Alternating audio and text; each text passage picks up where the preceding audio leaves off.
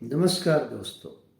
सर्वजन हिताय सर्वजन सुखाय की भावना खुशहाल और प्रगतिशील समाज निर्माण की बुनियाद है। यदि हम ऐसी भावना रखते हैं तो हमारे लिए बहुत अच्छी बात है।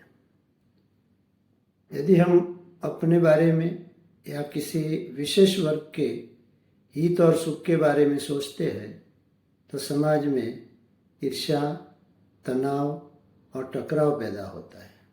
साथ साथ लोगों में असंतोष बढ़ता है।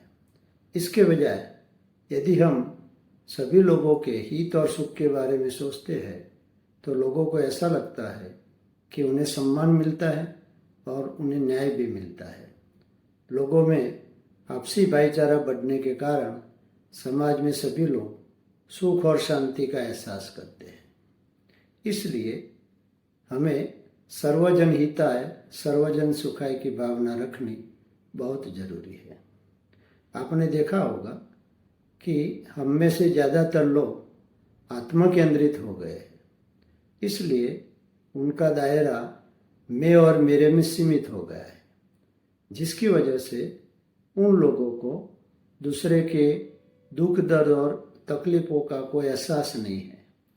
वो अपने में खुश है और दूसरे क्या करते हैं उसके साथ ऐसे लोगों का कुछ लेना देना नहीं है।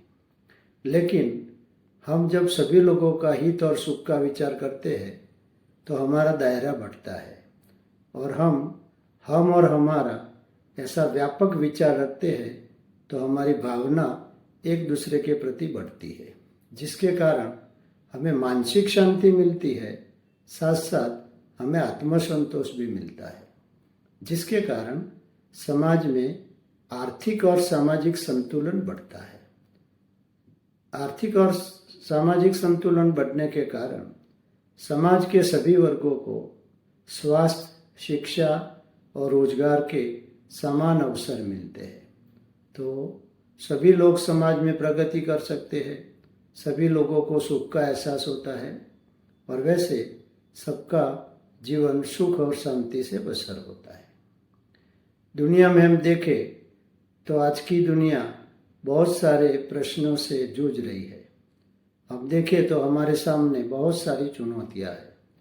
सबसे पहले बड़ी चुनौती है क्लाइमेट चेंज। क्लाइमेट चेंज की वजह से ग्लोबल वार्मिंग बढ़ता जाता है और पृथ्वी का तापमान बढ़ने के कारण कभी कभी कोई जगह पर अनावृष्टि होती है, कोई जगह पर अतिवृष्टि होती है, जिसके कारण पूरी दुनिया का संतुलन बिगड़ जाता है। पॉल्यूशन भी दिन प्रतिदिन बढ़ता जाता है। जहाँ देखो वहाँ युद्ध की स्थिति है। इसलिए दुनिया में सारे लोग डर के छाए में जी रहे हैं। इसलिए किसी को सुख और शांति का एहसास ही नहीं है। हमें अच्छी तरह जीना हो तो हमें वसुधैव कुटुंबकम की भावना रखने की जरूरत है। दुनिया के सारे देश एक साथ आए और मानवता को धर्म समझ के दुनिया के सारे लोगों के सुख की चिंता करे, लोगों के हित की चिंता करे, तो जो चुनौतियां है विश्व के सामने, ये चुनौतियों के सामने हम लड़ सकते हैं और लोगों को अच्छा जीवन दे सकते हैं। एक उदाहरण से मैं ये बात समझाना चाहूँगा कि हमारे शरीर में कोई अंग में तकलीफ है, हमें पीड़ा होती है तो हम बेचैन हो जाते हैं।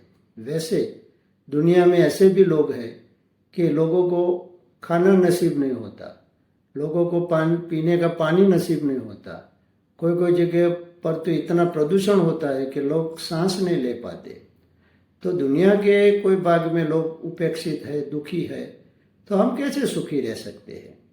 हमें जो अपना भला करना हो तो सबसे पहले हमें दूसरों का भला करना चाहिए।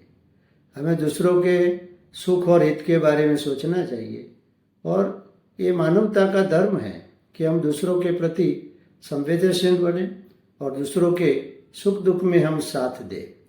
जो लोग दुखी है उनको हम जो ज़रूरतें हो वो ज़रूरत के बारे में सोचें और वो ज़रूरत उसको मुहैया कराएंगे तो लोगों को सुख और शांति का एहसास होगा। जीवन में हम सोचे तो को एग्जिस्टेंस है, कहाँ तो नो एग्जिस्टेंस है। हम एक साथ जी सकते हैं और एक साथ पृथ्वी का विनाश भी हो सकता है। इसलिए समाज के सभी लोगों को सर्वजन हिताय सर्वजन सुखाय की भावना रख के जीना होगा। ऐसी तरह हम जिएंगे तो पूरे दुनिया के लोग सुख और शांति से अपना जीवन जिएंगे। धन्यवाद।